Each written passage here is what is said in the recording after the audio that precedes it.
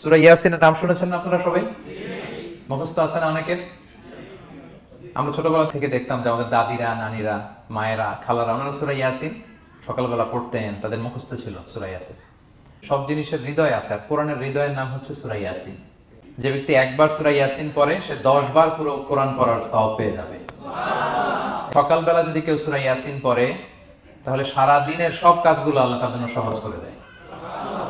আবার রাতে যদি কেউ সূরা ইয়াসিন পড়ে সারা রাতের সব কাজ তার জন্য আল্লাহ তাআলা সহজ করে দেয়।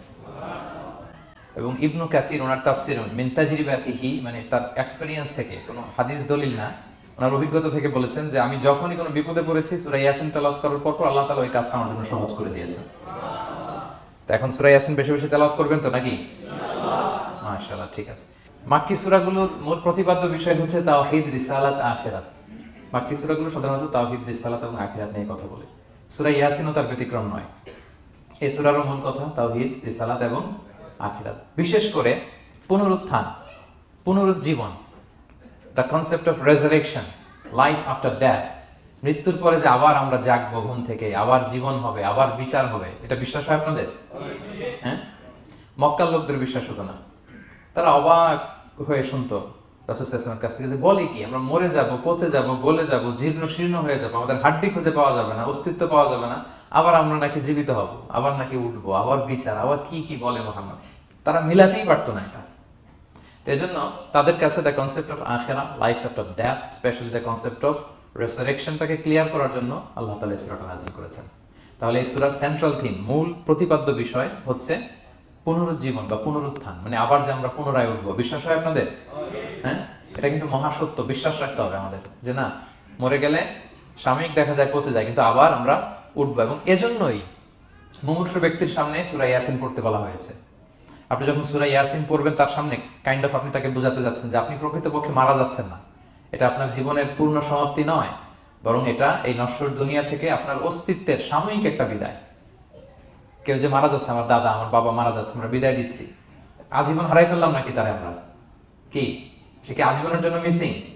এটা সাময়িক একটা বিদায়, একটা শর্ট ব্রেক। ওনার অস্তিত্বের এই নশ্বর দুনিয়া থেকে ওনার অস্তিত্বের সাময়িক একটা বিদায়, কিন্তু পরবর্তী দুনিয়ায় তিনি কিন্তু আবার অনন্ত জীবন লাভ করবেন। তার মানে শারীরিক একটা মৃত্যু হচ্ছে, তার রুহের কোনো মৃত্যু নেই, হয় ইল্লিনে নয় সিজ্জিনে। ঠিক কিনা বলেন? আমাদের রুহগুলো কিন্তু মরে না, এটা আল্লাহর অর্ডারে ঢুকেছে, আল্লাহর অর্ডারে বের হয়, হয় ইল্লিনে নয় সিজ্জিনে। বিশ্বাসীদের রুহগুলো ইল্লিনে থাকে, আমাদের রুহগুলো যেন সেখানে থাকে, আমরা আল্লাহর কাছে কামনা করি, আমরা পড়ি আমিন। এজন্যই মৃত ব্যক্তিদেরকে আশাব্যঞ্জক করার জন্য এই সূরার মধ্যে যে কথাগুলো বোঝানো হচ্ছে যে আবার আপনি উঠবেন, আবার জীবিত হবেন, আবার আমরা মিলিত হব, বিচারের মুখোমুখি হব, আবার আমরা জান্নাতে একত্রিত হব, আমাদের গেট টুগেদার হবে, আমাদের রিট্রিট হবে। মানে মৃত্যুর মধ্যে আমরা আনন্দ খুঁজে বেড়াই নাকি? হ্যাঁ, মৃত্যু নিয়ে অনেকের কথা ভয়, কিন্তু আমরা তো মৃত্যুই একমাত্র ওয়ে যার মধ্য দিয়ে আমরা আমাদের রবের সাথে সাক্ষাতের গেট ওয়ে। এটা আল্লাহর সাথে সাক্ষাতের প্রথম ধাপ হচ্ছে আপনাকে দুনিয়া ছাড়তে হবে, এছাড়া কি আল্লাহর সাক্ষাৎ পাওয়া যাবে? যাবে না। এই জন্য মৃত ব্যক্তির সামনে আল্লাহর হাবিব সাল্লাল্লাহু আলাইহি ওয়াসাল্লাম রাহমাতুল লিল আলামিন মুহাম্মদ রাসূলুল্লাহ সাল্লাল্লাহু আলাইহি ওয়াসাল্লাম তিনি সূরা ইয়াসিন তেলাওয়াত করতে বলেছেন। তাহলে সেন্ট্রাল থিম ক্লিয়ার সবার কাছে না? এবার আসেন কিছু প্রাইম লেসন, কোর লেসন সূরা ইয়াসিন থেকে।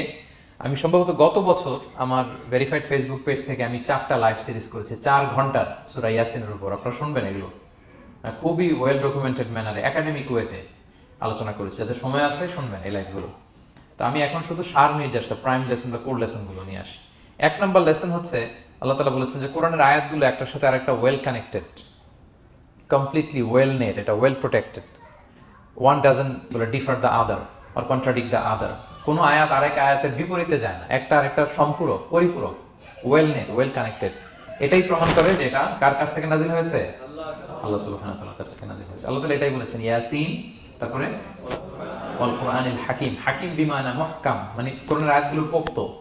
এটা হচ্ছে completely well net, perfectly connected, একটা আরেকটার সাথে কানেক্টেড। এক আয়াত ইফাসসিরু বা'দুহু বা'দা, এক আয়াত আরেক আয়াতকে ব্যাখ্যা করে। অনেক কথা কোরআনের এক জায়গায় সংক্ষেপে বলা হয়েছে, আরেক জায়গায় বিস্তারিত, এক জায়গায় ছোট করে আরেক জায়গায় বড় করে। কোন আয়াত আরেক আয়াতের সাথে কন্ট্রাডিক্ট করে না। আল্লাহ তাআলা বলছেন আফালা ইয়াতাদাব্বারুনাল কুরআন ওয়ালাউ কানা মিন ইনদি গায়রিল্লাহি লাওয়াজাদু ফীহি ইখতিলাফান কাসীরা। তারা কি কোরআন নিয়ে গবেষণা করবে না? এই কোরআন যদি আল্লাহ ছাড়া অন্য কারো কাছ থেকে নাজিল হতো তাহলে তারা কোরআনের মধ্যে অনেক বিরোধ দেখতে পেত, পরস্পর বিরোধ। অনেক বিরোধ দেখতে পেত, কিন্তু কোরআনের ভেতরে এই পুরো 30 পারায় কোথাও কি এক আয়াতের সাথে আরেক আয়াতের কন্ট্রাডিকশন আছে? কোনো বিরোধ আছে বলেন? না, এটা ওয়েল নেট, ওয়েল কানেক্টেড। অন্য আয়াতে আল্লাহ বলছেন লা ইয়াতিহিল বাতিলু মিন বাইনি ইয়াদাইহি ওয়ালা মিন খালফি, সামনে থেকে পেছন থেকে কোরআনে কোনো বাতিল অনুপ্রবেশ করতে পারে না, কারণ তানজিলু মিন হাকিমিন হামিদ, এটা প্রজ্ঞাময় প্রশংসিত আল্লাহর পক্ষ থেকে এটা প্রোটেক্টেড একটা কিতাব নাজিল হয়েছে, ফলে এটা কিয়ামত পর্যন্ত প্রোটেক্টেড থাকবে। এক আয়াত আরেক আয়াতের ব্যাখ্যা করে দেয়, এটা হচ্ছে একটা ব্যাখ্যা। আবার আল কোরআনুল হাকিম মানে হচ্ছে বিজ্ঞানময় কোরআন। কোরআনের মধ্যে অনেক বিজ্ঞানের কথাও আছে। শুধু বিজ্ঞান নিয়ে কি আছে, প্রায় 1.5 ঘন্টার লেকচার আছে আমার। Scientific indications of the holy Quran, cosmic symbols, natural phenomena, cosmology, embryology, morphology, blah blah blah, অনেক কিছু। কিভাবে এই পানি উপরে যায়, ওয়াটার সাইকেল, হাইড্রোলজিক্যাল সাইকেল, বৃষ্টি হয়, সূর্য কিভাবে ডোবে ওঠে, চাঁদ, তারপর মহাবিস্ফোরণ, বিগ ব্যাং থেকে শুরু করে মায়ের পেটে বাচ্চার ভ্রূণ কিভাবে ডেভেলপ করে, যত কসমিক সিম্বল আছে কোরআনে, এটা নিয়ে আমার 1.5 ঘন্টার একটা কোরআনের সাইন্টিফিক ইন্ডিকেশনাল লেকচার আছে। তো সেদিকে আমি যাব না। তো আল কোরআনুল হাকিমের 2টা ব্যাখ্যা হয়। এক হচ্ছে মুহকাম, মানে কোরআনের আয়াতগুলো প্রোটেক্টেড, কানেক্টেড। আরেকটা হচ্ছে কোরআনের আয়াতগুলো বিজ্ঞানসম্মত, বিজ্ঞানের সাথেও কন্ট্রাডিকশন করে না। কিছু যদি অমিল থাকে, বিজ্ঞানের অপেক্ষা করা উচিত। বিজ্ঞান সামনে আরো শিখবে, আরো জানবে, আরো ডেভেলপ হবে, তখন বারবার বিজ্ঞানের মাথা কোরআনের দিকে নিচু হয়ে আসবে। ঠিক কিনা বলেন? যত দিন যায় সহজ হয় কোরআন বোঝা আমাদের জন্য। বিজ্ঞানের আবিষ্কারের কারণে কোরআন বোঝা সহজ হয় এবং মিলে যাচ্ছে সবকিছু। তাহলে এটা হচ্ছে 1 নম্বর লেসন সূরা ইয়াসিন থেকে, যে কোরআনের সব ভার্সেস গুলো আর পারফেক্টলি কানেক্টেড, ইন্টারকানেক্টেড। 1 নম্বর। 2 নম্বর হচ্ছে সূরা ইয়াসিনের 10 নম্বর আয়াতে আল্লাহ তাআলা বলেছেন ওয়াসাওয়াউন আলাইহিম আনযারতাহুম আম লাম তুনজিরহুম লা ইউমিনুন। হে নবী, আপনি তাদেরকে ওয়ার্নিং দেন আর না দেন, সমান সমান, কাজ হবে না। এর কারণ হচ্ছে জেনে বুঝে যদি কেউ সত্যকে প্রত্যাখ্যান করে, তার অন্তরে আল্লাহ মোহর মেরে দেন। জেনে বুঝে সত্যকে প্রত্যাখ্যান করলে, আমি বুঝি নাই, আমি শুনি নাই, আমি জানি নাই, এটা আল্লাহ মাফ করবে। আমি কনভিন্স হই না, এই জন্য মানতেছি না, কিন্তু আমি জানি এটা সত্য, এরপরেও যদি সত্যটা গ্রহণ না করি, তাহলে কার মুক্তি আছে বলেন তো? না, তাহলে মুক্তি নেই। এজন্য যারা সত্যান্বেষী তাদেরকে আল্লাহ পছন্দ করেন। ভুল করে না এরকম কোনো মানুষ নাই পৃথিবীতে। সবাই আমরা ভুল করি, সবার ভুল হয়, এটাতে কোনো অসুবিধা নেই। কিন্তু জেনে আমি সত্যকে মানবো না, এটা আল্লাহ কখনো মেনে নেয় না। অন্য আয়াতে সূরা বাকারা আল্লাহ বলছেন খাতামাল্লাহু আলা কুলুবিহিম ওয়া আলা সামঈহিম ওয়া আলা আবসারিহিম গিশাওয়া ওয়া লাহুম আযাবুন আযীম। যারা জেনে বুঝে সত্যকে মানে না, নেগলেক্ট করে, তাদের অন্তরে আল্লাহ সিল গালা মেরে দিয়েছেন, কর্ণকুহরে ছিপি ঢুকিয়ে দিয়েছেন, চোখের সামনে পর্দা, কিছু দেখে না। কারণ ওরা সত্যটা মানতে চায়, নিয়তি করে ফেলছে যে আমি মানবো না। কেউ যদি নিয়ত করে ফেলে দেন আমি বুঝবো না, যত বুঝায় তারে বোঝানো যাবে? আমরা বাংলা একটা কথা বলি না যে ঘুমিয়ে থাকলে তাকে জাগানো সহজ, কিন্তু ঘুমের ভান ধরলে, ভান ধরে আসলে তো ধাক্কা মারতেছি, টানতেছি, ওকে উঠবে ঘুম থেকে না। এটার উদাহরণ দেখেন আবু জাহেল আর উমরে ফারুক রাদিয়াল্লাহু তাআলা, দুইজনই ইসলামের শত্রু ছিল, ইসলাম বিরোধী ছিল। কিন্তু উমরে ফারুক রাদিয়াল্লাহু তাআলা ছিলেন সত্যান্বেষী, সত্য শুনলেই মানতেন। কিন্তু আবু জাহেল ছিল তার বিপরীত, সে ছিল গোড়া, অহংকারী, ইগোইস্টিক সমস্যা ছিল তার।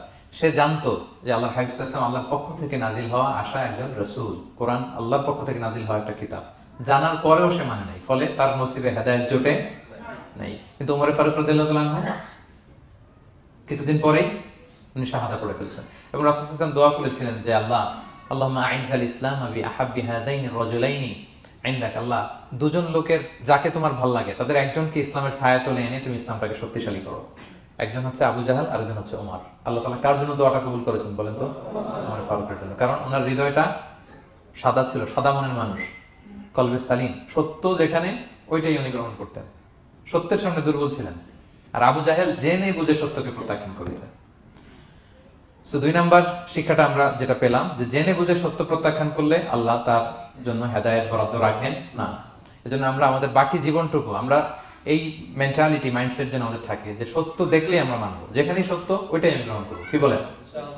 এটা যদি আমার বিরুদ্ধে যায়, আমার দলের বিরুদ্ধে গেলে, বাবার বিরুদ্ধে গেলে, মানতেই হবে আমাকে। সত্য যেখানে আছে ওখানেই আমাদেরকে ছুটে যেতে হবে। দুটো চলে গেল। 3 নাম্বার হচ্ছে আমরা পৃথিবীতে যা করি, আমরা অনেক সময় মনে করি যে দরজা বন্ধ করে দিলে, সুইচটা অফ করে দিলে আর বুঝি কেউ দেখে না। তা আসলে আমরা আসমানি বিশেষ নজরদারির ভেতরে আছি, এটা আমরা ভুলে যাই। যে সবার চোখ ফাঁকি দেয়া গেল, একজনের চোখ ফাঁকি দেয়া যায় না। তিনি কে বলেন তো? লা তুদরিকুহুল আবসার ওয়া হুয়া ইউদরিকুল আবসার ওয়া হুয়াল লাতীফুল খাবীর। কেউ তারে দেখে না, কিন্তু তিনি সবাইকে দেখে। কোন চোখ তাকে দেখে না, কিন্তু তিনি সব চোখগুলোকে দেখে।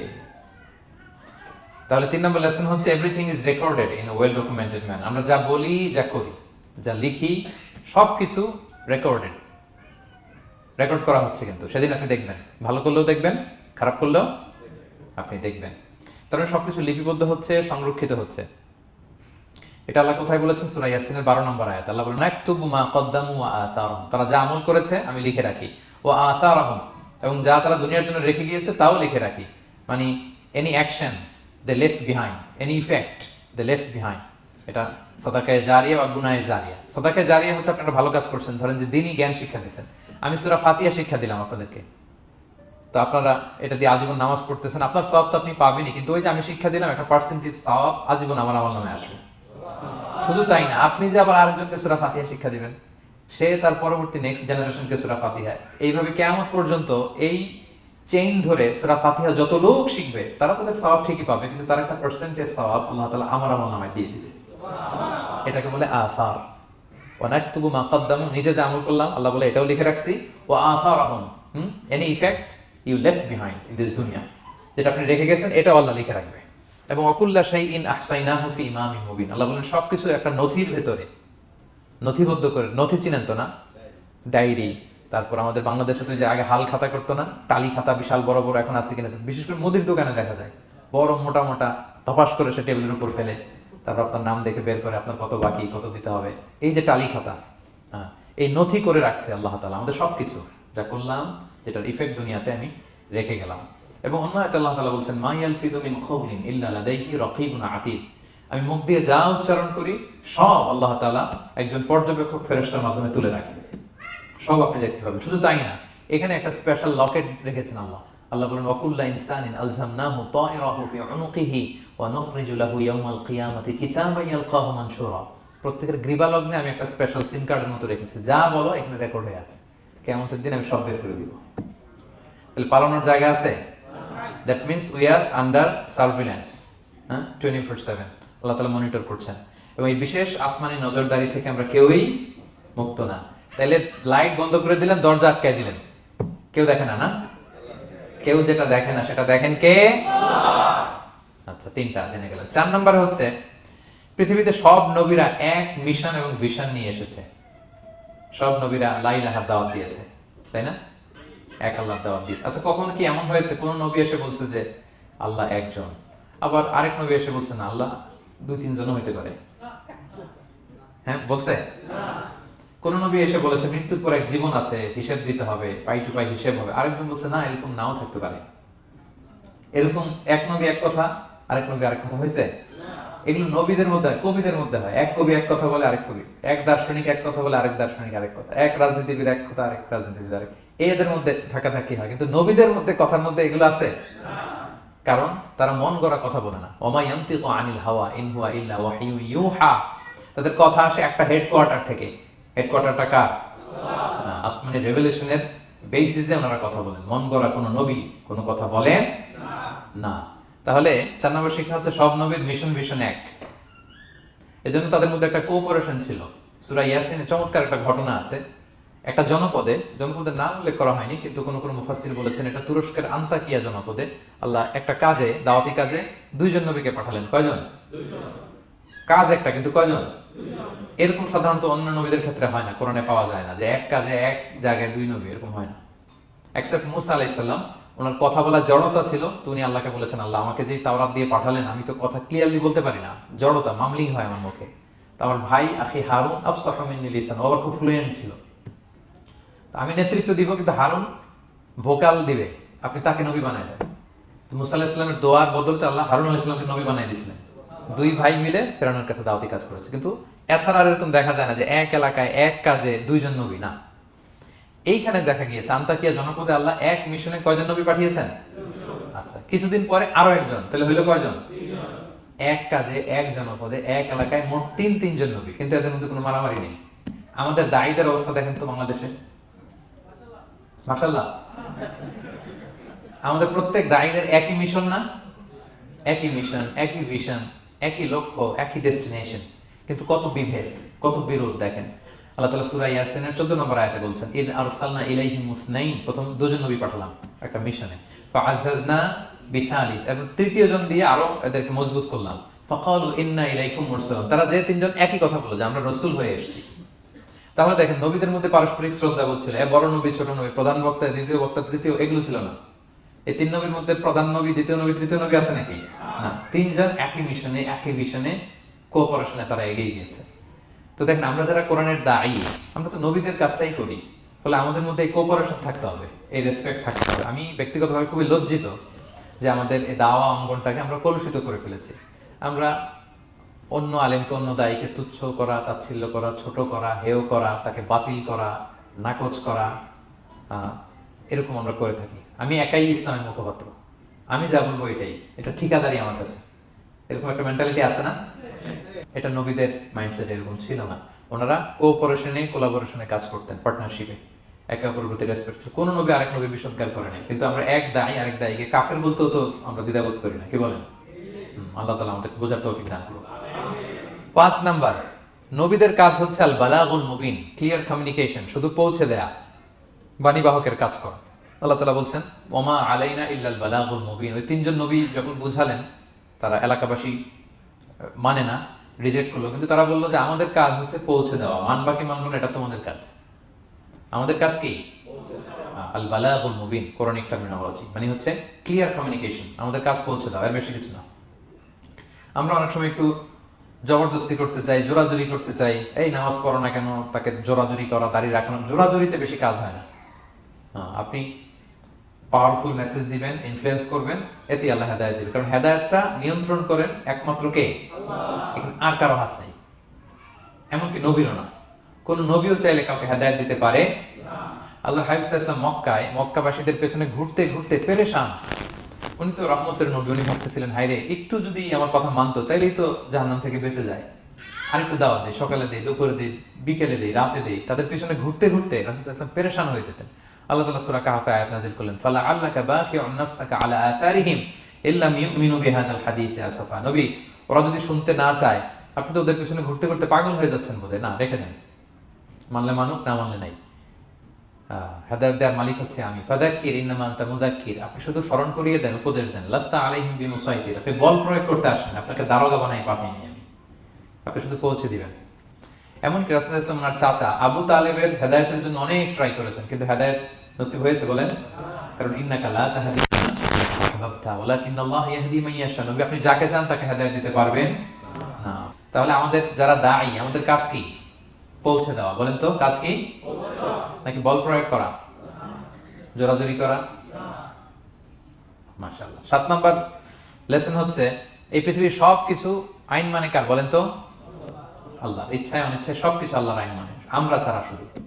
আকাশ, জমিন, বাতাস, বৃষ্টি, মেঘমালা, পাহাড়, সাগর, নদী, সূর্য, চন্দ্র, সব আইন মানে কার? আল্লাহর আইন মানে। সে কথা আল্লাহ বলছেন ওয়াশ-শামসু তাজরি লিমুস্তাকাররিল লাহা, আমি সূর্যের জন্য একটা গতিপথ দিয়েছি, কক্ষপথ, অক্ষপথ, সে ওইদিকেই ঘুরে, ওরা ঘুরতে বলছে ও ঘুরে, এর কোনো ব্যত্যয় নাই। যালিকা তাকদীরুল আজিজিল আলিম, এটা আমি আল্লাহ ফিক্স করে দিয়েছি। ওয়াল কামারা কাদ্দারনাহু মানাজিলা হাত্তা আদা কাল উরজুনিল কাদিম, আর চাঁদকে আমি 30টা মঞ্জিল দিয়েছি। দেখবেন চাঁদ কিন্তু এক জায়গায় উদিত হয় না, 30 দিনে 30 জায়গায়, পুরো মাস ব্যাপী এদিক থেকে ওদিকে শুধু ঘুরে। এটা আল্লাহ ফিক্স করে দিয়েছে, এটা ওর বিধান। আমাদের জন্য কোরআন বিধান হিসেবে দিয়েছে, আমরা মানি না, কিন্তু প্রত্যেক প্রাণীর জন্য, সৃষ্টির জন্য যে বিধান আল্লাহ ফিক্স করেছেন ওরা ওইটাই মানে, এর একটু পরিমাণ ডানা ব্যয় করে না। সুবহানাল্লাহ, সুবহানাল্লাহ। সো জগতের সবকিছু আল্লাহর দেয়া বিধান মেনে চলে, কারণ গোটা জগৎটাই তো তার। গোটা জগৎটা কার বলেন? ফলে আইনও চলবে তার, আমরা যেন আল্লাহর সবগুলো আইন মেনে চলি। 8 নাম্বার হচ্ছে এই যে আমরা জান্নাতের কথা শুনি, কিয়ামতের কথা শুনি, আখিরাতের কথা শুনি, একদিন আমরা এটা চাক্ষুষ দেখতে পাবো, তখন আমাদের এই বিশ্বাসটা আরো প্রগাঢ় হবে। মৃত্যুর পরে যে আমাদের লম্বা ঘুম, এই আমাদের নিদ্রা ভঙ্গ যেদিন হবে, সেদিন আমরা সব দেখতে পাবো, চাক্ষুষ কিয়ামতের সবকিছু। সেটা আল্লাহ তাআলা বলছেন নুফিখা ফিস সূরি ফাইদা হুম মিনাল আজদাসি ইলা রাব্বিহিম ইয়ানসিলুন, ইসরাফিলের সিংহার ফুৎকারে সেদিন সব মানুষ জেগে উঠবে। আপনারা ইসরাফিল আলাইহিস সালামের নাম শুনেছেন? কে উনি? একজন ফেরেশতা, উনি বড় একটা সিংহায় ফুৎকার দিবেন। সৃষ্টির পর থেকে আল্লাহ ওনাকে একটা কাজের জন্য অ্যাসাইন করেছেন, শুধু ফু দিবে 3টা। কয়টা? আর কোনো কাজ আছে?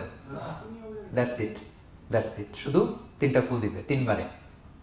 ঠিক যে মুহূর্তে আপনারা এখন কথা শুনছেন, এই মুহূর্তে উনি ওই ট্রাম্পিট সিংহা নিয়ে আরশের দিকে তাকায় আছে, কখন আল্লাহর আদেশ আসে 1 সেকেন্ডের জন্য দেরি না। চোখের পলক যাতে দেরি না হয়ে যায়, তাকিয়ে আছেন উনি।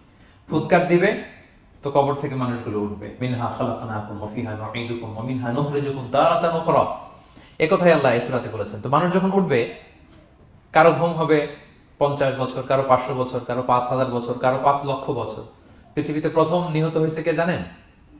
হাবিল, আদম আলাইহিস সালামের ছেলে হাবিল পৃথিবীর প্রথম মারা গেছে সে। তার ঘুমটা কত লম্বা বলেন তো? সে কত হাজার বছর লক্ষ বছর বেচারা ঘুমাচ্ছে, হ্যাঁ, তার কবরে। তো এই সব সিঙ্গার ফুৎকার সব কবর থেকে উঠবে, কলু ইয়া ওয়াইলানা মান বাআসানা মিন মারকাদিনা হাযা, কি রে কে ভাঙালো এই লম্বা ঘুমটা, সবাই তো ঘুমাচ্ছিলাম। হাযা মা ওয়া'আদার রহমান, ফেরেশতারা বলবে এইটাই সেই দিন যেটা বিশ্বাস করো না এই দুনিয়াতে, ওয়াজ নসিহত হইলে তো তোমরা মানতা না, বলতা এগুলো কিছু নাই, আজকে সেই দিন। সাদাকাল মুরসালুন, রাসূলরা সত্যই বলেছেন, ওই দিন মানুষ চাক্ষুষ কিয়ামতকে অবলোকন করবে। 9 নম্বর শিক্ষা হচ্ছে, তখন আল্লাহ তাআলা বিচার প্রতিষ্ঠিত করবেন, ওই বিচার আল্লাহ কাউকে ঠকাবেন না। বলেন তো আল্লাহর বিচারে কোনো পার্সিয়ালিটি আছে? কোনো ঘুষ দেওয়ার সিস্টেম, স্বজনপ্রীতি আছে না? এই কথা আল্লাহ বলেছেন সূরা ইয়াসিনের 54 নম্বর আয়াতে, ফাল ইয়াউমা লা তুযলামু নাফসুন শাই, কোনো জুলুম হবে না, ওয়া তুজজাউনা ইলা মা কুনতুম তা'মালুন, যে যা করেছো ওইটারই প্রতিদান পাবে। এমন না যে আপনি করছিলেন খুব ভালো কিন্তু আপনি পান নাই, এটা হবে না। যার যে রিওয়ার্ড পাওয়ার কথা ওইটাই পাবেন, কারণ আল্লাহ জুলুম করেন না। ওমা আনা বিযাল্লামিন লিল আবিদ, আল্লাহ বলে আমি আমার বান্দার প্রতি বিন্দু পরিমাণ জুলুম করি না। ওয়া নাদাউল মাওয়াজিনাল কিসতা লিয়াউমিল কিয়ামা ফালা তুযলামু নাফসুন শাইআ, সেদিন আমি ন্যায় বিচারের মানদণ্ড স্থাপন করব, ওখানে একটা চুল ফেললেও এটা ওজন নাই। ফামান ইয়ামাল মিসকালা যাররাতিন খায়রান ইয়ারা ওয়া মান ইয়ামাল মিসকালা যাররাতিন শাররান ইয়ারা, অনুপরিমাণ ভালো করলে ভালো পাবেন। এই যে সে লিল্লাহি তাকবীর বলছে, সওয়াব হইছে না? সে ওই দিন আমলনামায় দেখবে কি রে অমুক এক মাহফিলের মধ্যে আমি লিল্লাহি তাকবীর বলছিলাম, এইটার এতগুলা সওয়াব। তারপরে যে আপনারা আল্লাহু আকবার বলছেন, এতে সওয়াব হইছে না? তো এরকম ছোট্ট ছোট্ট প্রতি মুহূর্তে একজন রাস্তা চেনে না, রাস্তা দেখাই দিলেন, একজন একটা ভালো উপদেশ দিলেন, হ্যাঁ, এইভাবে ছোট্ট ছোট্ট যত ভালো কাজ সব পাবেন, ছোট্ট ছোট্ট খারাপ কাজ সব সেদিন পাবেন, কোনো জুলুম হবে না। আচ্ছা, 10 নম্বর শিক্ষা হচ্ছে, যারা জান্নাতে যাবে, জান্নাতের একটা ফিচার হচ্ছে ম্যাজিক ফিচার, জান্নাতে যে জান্নাতীরা যা চাবে তাই পাবে, কোনো না নাই সেখানে, যার যেটা মনে চায়। এটা সূরা ইয়াসিনের 57 নম্বর আয়াতে আল্লাহ বলেছেন, লাহুম ফিহা ফাকিহা ওয়া লাহুম মা ইয়াদদাউন, সেখানে অজস্র অঢেল সুস্বাদু মুখরোচক ফলমূল থাকবে। দুনিয়াতে এক ফলে এক মজা, আনারসের মজা তরমুজে নাই, তরমুজের মজা আমে নাই, আমের মজা বাঙ্গিতে নাই, বাঙ্গির মজা কাঁঠালে নাই, কাঁঠালের মজা ডুরিয়ানে নাই। যেইটা খাবেন ওইটা স্বাদ। জান্নাতে এক ফলের ভেতরে হাজার রকমের স্বাদ আল্লাহ ঢুকাই দিবে। আচ্ছা, দুনিয়াতে যে কমলা খান, কমলার ছোলা খান, হ্যাঁ, ডাব যে খান, ডাবের ছোলাটা খান, পানি, ওইখানে ডাবের চেয়ে আর ডাবের ছোলা মজা লাগবে। কমলার চেয়ে কমলার ছোলা হবে আরো সুস্বাদু, মানে ওইটার ফিচারের সাথে দুনিয়ার ফিচার কোনো তুলনাই হয়, নো কম্পারিজন। যা চাবে তাই হবে। ইয়াসিনের 11 নম্বর শিক্ষা হচ্ছে, সেদিন নিজের হাত পা নিজের বিরুদ্ধে সাক্ষী দিবে যারা জাহান্নামে যাবে। কারণ জাহান্নামীরা বলবে না আল্লাহ করি নাই, তোমার ফেরেশতারা ভুলে লিখছে, আল্লাহ আরেকজনের আমলনামা আমার দিয়ে দিছে, এই অনেক ধরনের অজুহাত। তখন আল্লাহ তাআলা তার মুখটাকে সিলগালা করে দিবেন, ফাল ইয়াউমা নাখতিমু আলা আফওয়াহিহিম ওয়া তুকাল্লিমুনা আইদিহিম ওয়া তাশহাদু আরজুলুহুম বিমা কানু ইয়াকসিবুন। আল্লাহ বলে তোমার মুখ আমি সিলগালা করে দিলাম, হাত কথা বলবে, তখন পা সাক্ষী দিবে কোথায় যে পাপটা করছে। আপনি অবাক হন, কি রে এই হাতে তো কত আংটি পরলাম, এরপর কত লোশন মাখলাম, হ্যাঁ, কত সুন্দর বডি ওয়াশ দিয়ে হাতটাকে ক্লিন রাখলাম, তারপর হাতের মধ্যে গ্লাভস পরলাম, হাত পা কত যত্ন আমি নিলাম, এই হাত পা আমার বিরুদ্ধে কথা বলে। রাগে মানুষ বলবে ওয়াকালু লিজুলুদিহিম লিমা শাহিদতুম আলাইনা, কি রে আমার বিরুদ্ধে কথা বলিস কেন? তো হাত পা বলবে ক্বালু আনতাকানাল্লাহ আল্লাযী আনতাকা কুল্লা শাই, ওই আল্লাহ আজকে আমাকে কথা বলার সুযোগ দিয়েছে, যে আল্লাহ চাইলে যে কাউকে যে কোনো সৃষ্টিকে কথা বলার সুযোগ দিয়ে থাকে। পাথরকে আল্লাহ জবান দিতে পারে, দিয়েছেন। রাসূল সাল্লাল্লাহু আলাইহি ওয়াসাল্লাম মক্কার শিয়াবের মধ্য দিয়ে যখন হাঁটতেন, অনেক পাথর রাসূল সাল্লাল্লাহু আলাইহি ওয়াসাল্লামকে সালাম দিয়ে বলেছেন, আসসালামু আলাইকা ইয়া নবী আল্লাহ, হে আল্লাহর নবী আপনাকে সালাম। কে দিয়েছে সালাম? পাথর। মরা খেজুর গাছ কে দিয়ে উঠেছে নবীর জন্য, তার মানে এগুলোর ভিতরে প্রাণের সঞ্চার করেছেন কে? আল্লাহ। সেদিন হাতের ভেতরে আল্লাহ তাআলা কথার শক্তি দিবেন, আপনার হাত আপনার বিরুদ্ধে, পা বিরুদ্ধে, আপনার বডি আপনার বিরুদ্ধে সাক্ষী দিবে। সো খবরদার, অতটুকু পাপ করি যতটুকু পাপের শাস্তি বহনের ক্ষমতা আমার আছে, একটু হিসাব মিলিয়ে নিই আমরা। 12 নম্বর লেসন হচ্ছে যে আমরা শক্তিশালী হই, ছোট থেকে বড় হই, এরপরে আবার দুর্বল হয়ে যায়। আল্লাহ বলেন ওয়ামান নুআম্মিরহু নুনাক্কিসু ফিল খালকি আফালা ইয়াকিলুন, আমি যখন কারো বয়স বাড়িয়ে দেই তাকে আবার দুর্বল করে দিই, এটাই জীবন চক্র। দেখেন শৈশব দিয়ে শুরু, তারপর কৈশোর, তারুণ্য, যৌবন। যৌবনের কথা চিন্তা করতে বেশিরভাগ যুবক কি শক্তি গায় না, যা খাই ওইটাই হজম হয়ে যায়। ওভারটাইম করতে পারি, লাগাতার কাজ করতে পারি, মানে অনেক ক্যাপাসিটি। কিন্তু সেই আপনি যখন 60, 70, 80-তে যাবেন আর করা যায় না, তখন একটা লাঠি লাগে। কি লাগে? আরো বাড়লে 90 যখন হয়ে যায়, 100, তখন ওই যে ছোট বাচ্চারা ওরা যা বলতেছে এরকম, ওরা যেরকম বোঝে না ওইরকম বোঝে না। বাচ্চাদেরকে এদিকে খাবার দিলে দেখবেন যে এদিক দিয়ে করতেছে, মুছে দিতে। ওই মুরব্বীরও এরকম, বাচ্চাদের প্যাম্পাস পরানো লাগে, যেখানে রাখে পেশাব পায়খানা, মুরব্বীরাও এরকম 90, 80 এদেরও পরানো লাগে, এদেরও আর কন্ট্রোলটা থাকে না। তাহলে দেখেন this is our life cycle. এভাবেই তারুণ্য, যৌবন, প্রৌঢ়ত্ব, এরপর আবার বার্ধক্য। আল্লাহ বলে এরপরও তোমরা বুঝবে না? এটা আল্লাহ বুঝাতে চাইলেন যে আল্লাহ এক দেহে এত রূপ আনতে পারে, সে আল্লাহ কি আবার তোমাদেরকে জীবিত করতে সক্ষম না? কারণ এই সূরার মূল কথা হচ্ছে পুনরুজ্জীবন, রেসারেকশন। আল্লাহ বারবার ঘুরিয়ে ফিরিয়ে নানা আয়াত দিয়ে বোঝাতে চাচ্ছেন যে আমি তোমাদেরকে আবার পুনরায় জীবিত করতে পারি। তো যে আল্লাহ এত কিছু করতে পারে, সে আবার আমাদেরকে জীবিত করতে পারে না? বলেন। আচ্ছা, 13 নম্বর শিক্ষা হচ্ছে অতীত ভুলে যাওয়া। এটা আমাদের জীবনের জন্য অনেক বড় বোকামি। আমরা ভুলে যাই অনেক সময় আমরা কি ছিলাম, কোথায় ছিলাম, ভুলে যাই। আল্লাহ বলেন আওয়ালাম ইয়ারাল ইনসানু আন্না খালাকনাহু মিন নুতফা ফাইদা হুয়া খাসীমুম মুবিন।